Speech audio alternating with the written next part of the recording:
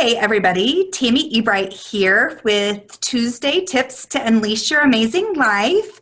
Today, my guest is Levett, Washington. Hi, Levett. Hi, how are you, Tammy? I'm wonderful. How are you? I am absolutely amazing. Levett is going to be one of the speakers at our Unleash Your Amazing Life event next weekend, January 25th and 26th. Please register. We're doing a flash sale for people to get 50% off on their tickets, so join us. Today, we're going to chat about unleashing your amazing relationships. Levett has authored 2 books with his wife, Pia, and she is an amazing woman. I love her to death and have really enjoyed chatting with him before we went live and getting to know him a little bit better.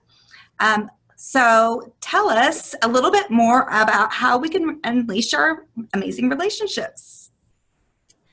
Absolutely, Tammy. I am excited, and thank you very much for inviting me to speak here today and to have a informal conversation with you. Today, I'd like to talk a little bit about successful relationships and those components of successful relationships.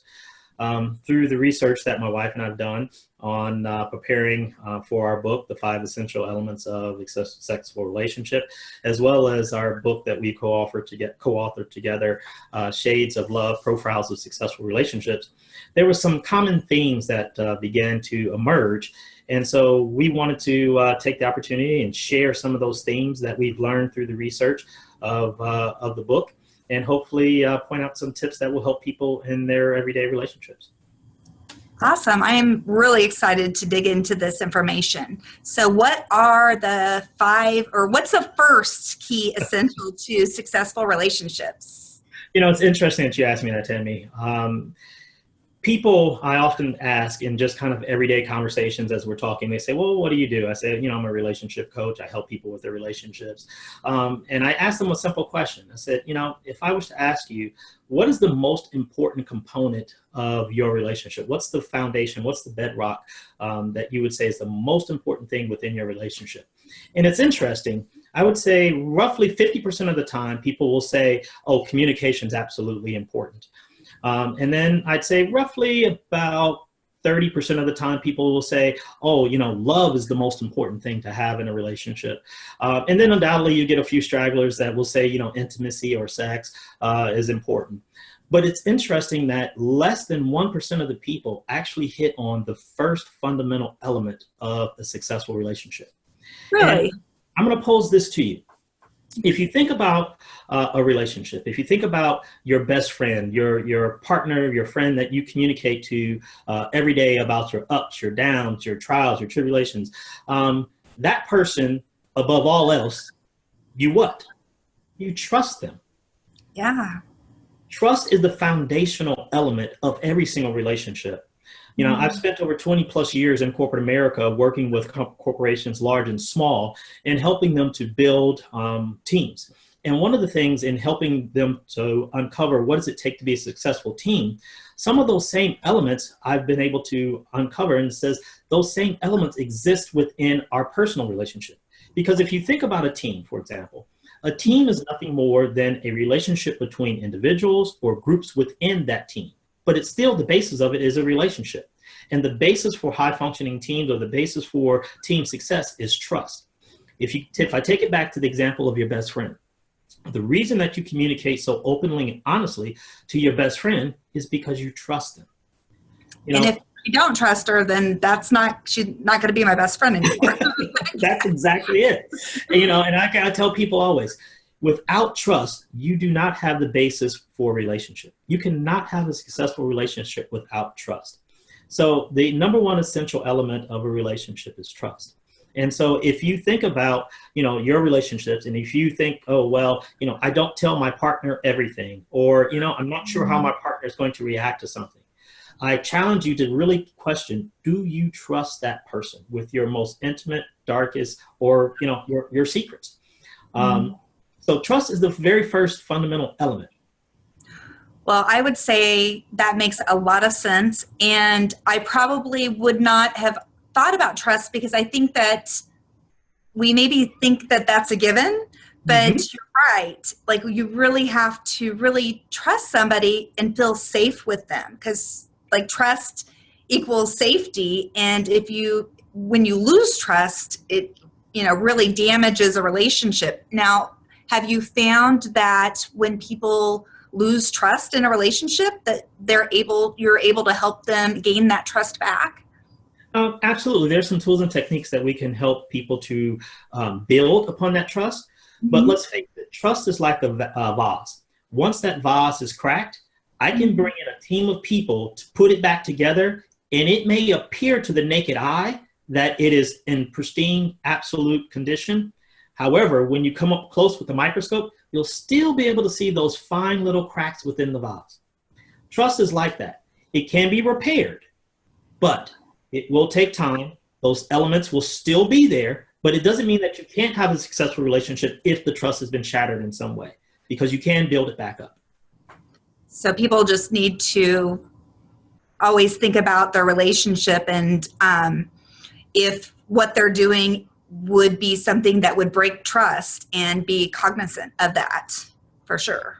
Absolutely. Absolutely. People in their everyday lives should understand that, a person is placing their trust in me to be the type of individual that they expect me to be in this relationship. It's interesting that my daughter just got engaged, and during the courtship process, I asked her fiance one simple question. And I just said simply, will you die for my daughter? And he kind of looked back and he thought about it for a minute, and he says, absolutely. And what I was testing there was trust. Yeah. Am I in a position where I'm going to trust you with her life? Am I going to trust that you are going to step up and be the type of husband, provider, protector that I am? And because as a father-daughter relationship, it is important that, safety and be that protector. As I turn those keys over to him, I want to make sure that I can trust that he's going to be the type of man that will stand in for her. I love that. So moving on to sort of the next component, if you will, which I find it interesting, and it's a direct correlation with trust. And we talked about it, we hit it on a little bit with regards to best friends. With your best friends, you talk about everything. I'm fortunate enough, I have two best friends, and yes, we talk about, all kinds of things that's impacting or interacting in our lives. But here's the thing. If you don't have trust within, as we said earlier, within your relationship, you're not going to communicate to your partner everything.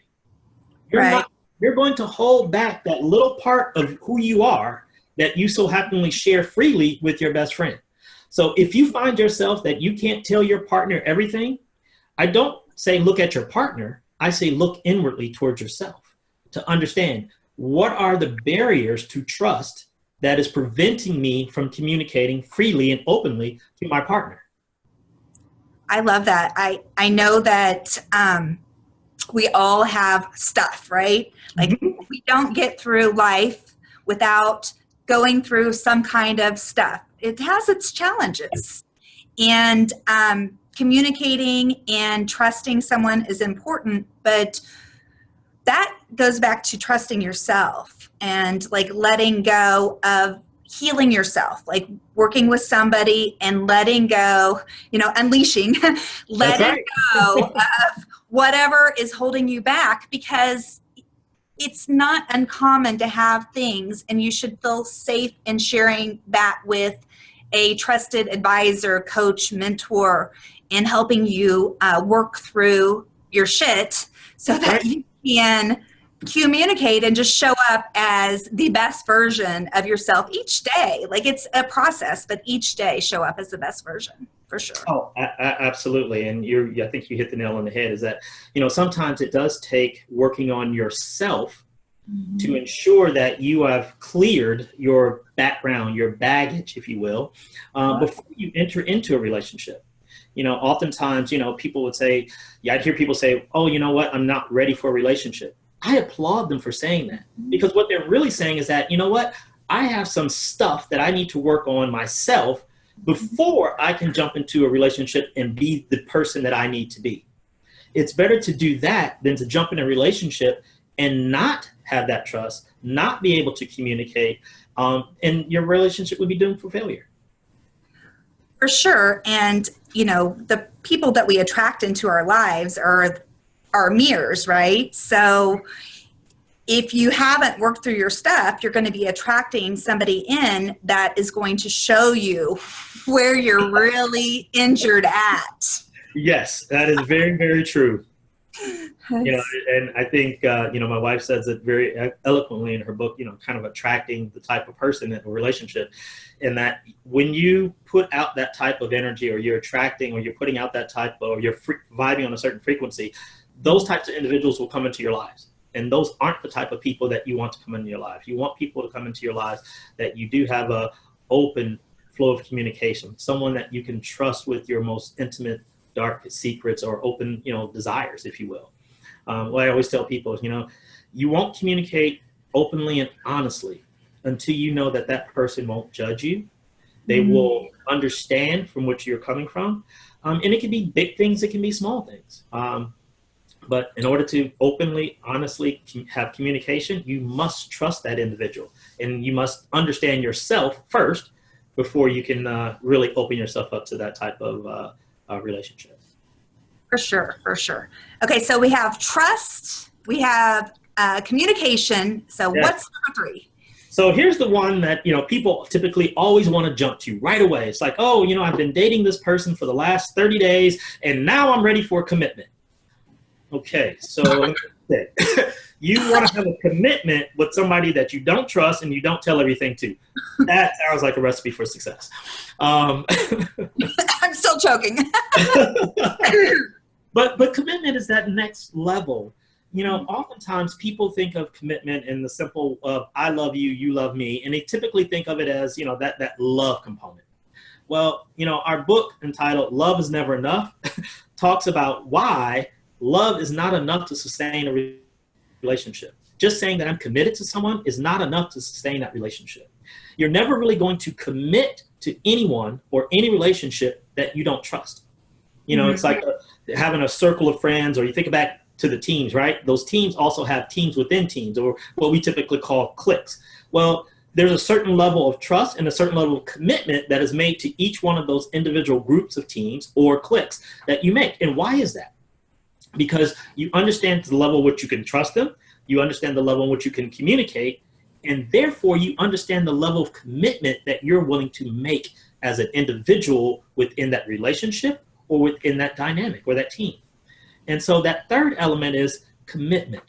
How do you know when you are absolutely ready to commit yourself wholeheartedly to this relationship?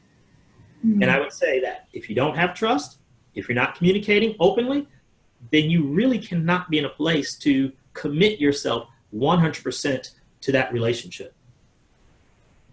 I mean, think about it from the standpoint of the organizations that you might belong to. We make commitments to our organization, but we generally put caveats on that commitment. Why? Because there's things like time that comes into play. There's our work responsibilities. There are family things that come in. So there are a lot of things that pull on our commitment. And so when we commit to groups or teams, we say, oh, I can be here or I can be committed for this period of time. But when you're truly committed to a relationship, you're 100% all in. You are committed and devoted to that relationship. You're giving 100% of yourself. And so if you find yourself that you're placing caveats on your relationship, I would question, again, your commitment. That makes a lot of sense. I could say that. So if somebody's like in a dating situation then, and they're thinking that they're ready for a commitment, but they're not really sure if they're ready to really give all of their time, then they probably should slow down and be cognizant of the fact that you're not ready for a commitment unless you're really ready just to go all in.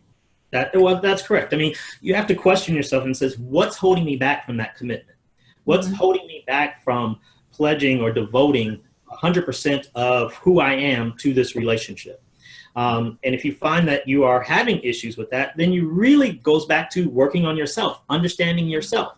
Are there things that you may have encountered along the way that maybe I won't say red flags, but there may be things to ponder or to think about or to give some more consideration to. It's very easy to come across your deal breakers, if you will, and that's a whole nother section in our relationship workshops. But it's easy to come across deal breakers. But what about when, that violates sort of your needs or your desires? So that may take some self-reflection to really understand, is that important to me? Is that something that is something that I can live with or without? Maybe it's something around, and I'll give a good example here. Somebody says, well, hey, I would love to have more kids. Mm-hmm. Well, you've never really thought about having more kids. Let's say you have 1 or 2 kids, and maybe that's what's holding you back from commitment, because this person made a comment early on in your relationship and you're still having that in the back of your mind. So if you find yourself having difficulties or challenging your commitment to a relationship, I would strongly encourage you to really look into yourselves and to do your homework. And like I said, uncover your shit so that you can really figure out what's holding you back from that commitment. Yes, because that's a big one, really. I mean, you can only change yourself. We can't change other people. We can only work on us. Now we can have our boundaries of what is acceptable for us, but we can't change others. Like I can't date somebody and say, by the way, like I need you to wear this and I want you to wear this, or, you need to make sure you're doing this. Like that's not okay. That's not how a loving, caring relationship goes. We have to accept people for who they are, work together to grow together. That's right. Yeah. It's interesting. A lot of times when my wife and I will coach different people in relationships or individuals, and they will say, I just need them to do this, or if they would just do that. Mm. And we oftentimes take them back to this simple phrase, and that we are imperfect humans. Yes. We cannot force anyone else to change. We can only change ourselves. Mm-hmm. And I give them this analogy, and it usually makes them chuckle and laugh. He said, you can lead a horse to water, you can shove his face in the water, but you can't make him go. You can't make him. So you can't change others. Okay, you can only work on yourself. You can only change yourself along the way. And thinking that hey, if I can just get them to do something, no. That individual has to want to do that themselves before they can make that type of change. For sure. Which interesting enough leads me into the next one. And I can tell you that less than 1% of the people get this part or understand this part when I'm trying to work through what are those essential elements. And so I'm just going to give it to you. All right. And that is accountability. That's big. Accountability is big. It is huge because people don't think about accountability and truly what accountability means when it comes to a relationship. And accountability means in a relationship, it starts with you. Mm-hmm. You are the one that's accountable within that relationship. You are the one that's holding yourselves to the standards of what you have laid out in your relationship. I don't care what type of relationship that you may be involved in, whether it's in the LBG community, whether it's, offshoot, of different types of relationships. You are the one that's accountable to whatever the relationship norms that you've developed within your group or within your one-on-one relationship. And guess what? You are the one that must ensure that accountability day 1, day 101, or hour. I call that consistency. If you do the things in the middle that you did in the beginning and keep doing them all along, then that builds trust, keeps the communication flowing, enhances the commitment. It's accountability, all wrapped in one. But so often, what do? We enter a new relationship and we put our best foot forward. Okay. Like I'm not a vegan. I don't eat vegan, but the first 10 restaurants I took you out to were all vegan restaurants. And then 6 months down the road, it's like, well, wait a minute. No, I don't want to eat vegan. Well, you've set a standard within a relationship.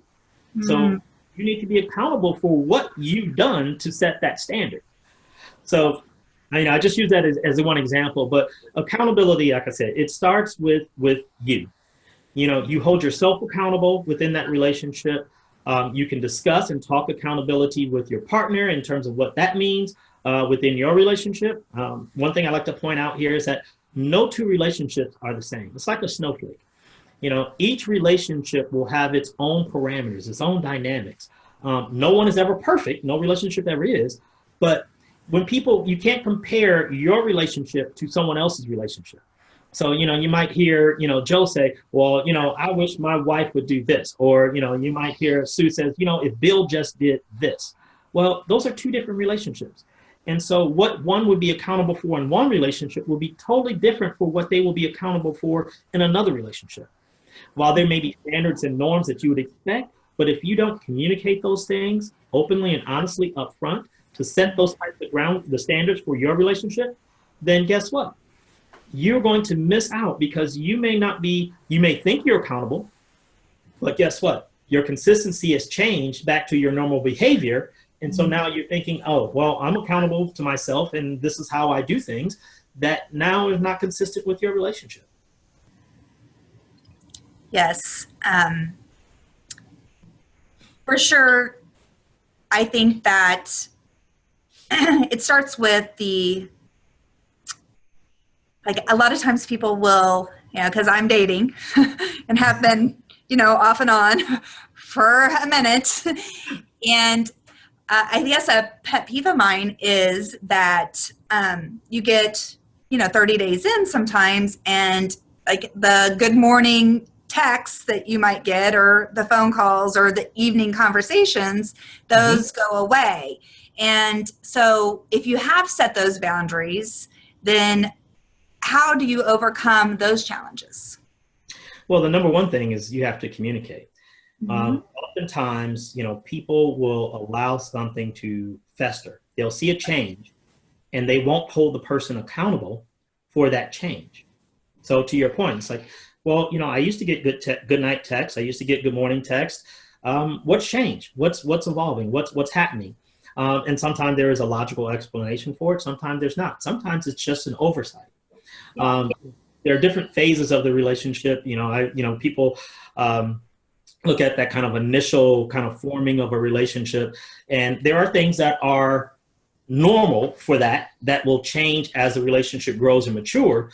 But if it's something that you're missing, it is important that we communicate that early on so that we can bring that attention and that accountability back to that individual to say, oh, you know, is there something else that's causing me to change? Or is this something that, you know, that I can step up and continue to do?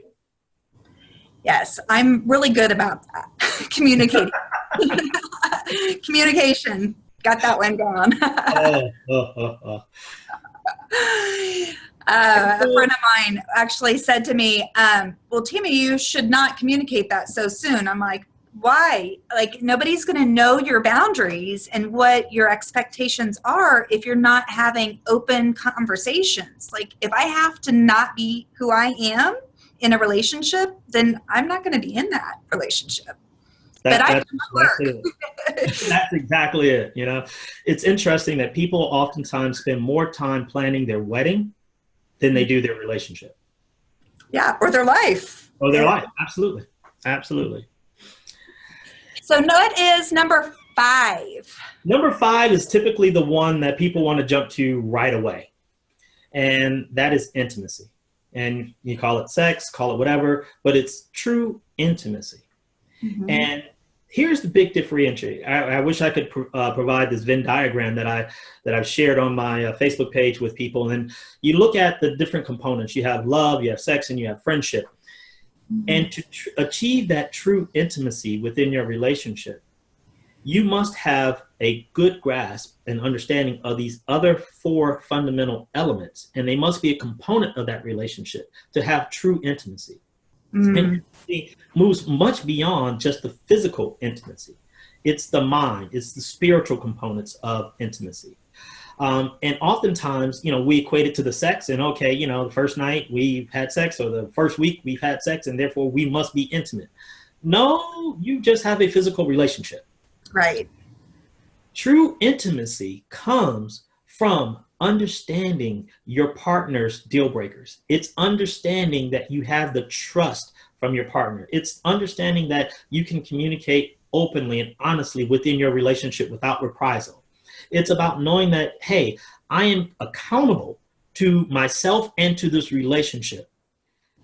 Once you understand those 4 elements and you are working through those 4 elements within your relationship, that intimacy, that true intimacy evolves. It is what they say, that kind of that kindred spirit within a relationship when, people can finish each other's sentence so they can think about, from the other person's perspective. That's where that true intimacy comes from. It's about being so connected on these other elements and understanding the strengths and weaknesses within your relationship that true intimacy is actually able to be revealed within your relationship. That makes a ton of sense when it's spelled out that way, for sure, because you can't have, you have to have the 4 elements to really feel the intimacy on that level is so safe and trusting and just enhances everything, kind of wraps it up in a nice little package. Hey, this is it. We have all 5 elements, and that is the key to what a baseline of successful relationship, but it still takes work. Oh, absolutely. Absolutely. And each one of these elements, it's not that you master them, it's that you become aware of them and you work on them constantly to ensure that you have a high level of intimacy within your relationship at all times. There's times when, yes, communication will suffer. And it may be something that you need to work on yourself. It may be a trust issue, but you're constantly aware of what you're doing. You're constantly in the aware of, oh, I'm trying to be better. I'm trying to make sure that my partner understands where I'm coming from. Awesome. Thank you. I look forward to hearing you more next weekend. Yes, I look forward to it. Event. And thank you so much for being the guest today. And if you can go in and put that picture into the comments, that would be great. Oh, yes, I'll go ahead and add that into the comments right after this. And thank you so much for inviting me. I'm absolutely excited about speaking at your event here next weekend. And thank you very much for the opportunity to share with everyone here today. Thank you. Talk to you soon. Bye, everybody. Bye-bye now.